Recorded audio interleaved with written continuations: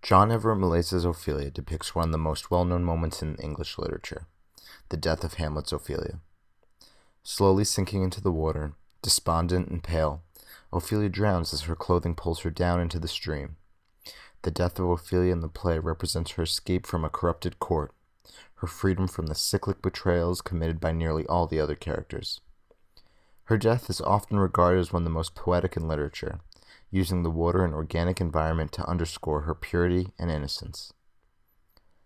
Malais's painting, done with oil on canvas, consists of two major elements: Ophelia's figure and the natural environment that is accepting it.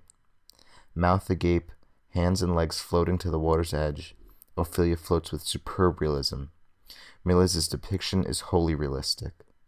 Her dress seems to be pulled by the weight of the water, dragging Ophelia along.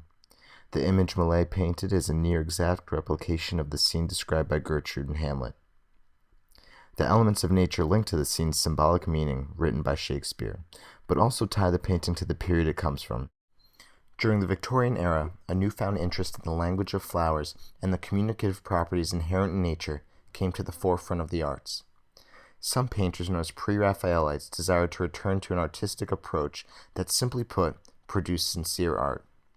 The tenets of this Pre-Raphaelite brotherhood declared a desire to have genuine ideas to express, to study nature so as to be able to express it accurately, to emphasize direct and serious emotions while avoiding techniques and topics learned by rote, and to produce works of superior quality. In the subject of Ophelia, Pre-Raphaelite vision is realized. Undoubtedly, Millais relished the opportunity to paint a lone female figure, surrounded by nature in all its splendor, while incorporating additional symbolic meaning with the floral theme.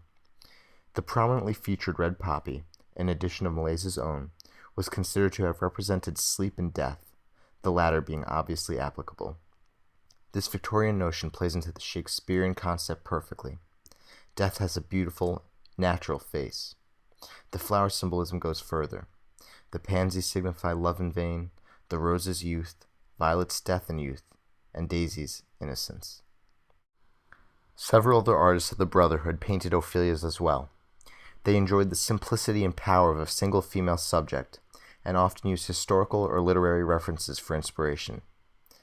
The unique quality of Malais's painting is the richness of the natural setting, which contains an unbelievable amount of floral symbolism to underscore the themes of death, innocence, and lost love that are contained in the play.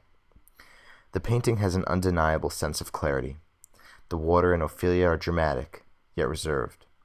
Millais communicates the near stillness of the scene with the gentle ripples and unmoving plant life. The expression of the themes associated with Ophelia's death are subtle, but nonetheless palpable. The flowers are delicately placed and seem to flow with her form, but their bright colors ensure the viewer notices them and devotes the proper attention to their differentiating details. The work at first was not received with universal acclaim. It was nothing remarkably new in terms of style or approach.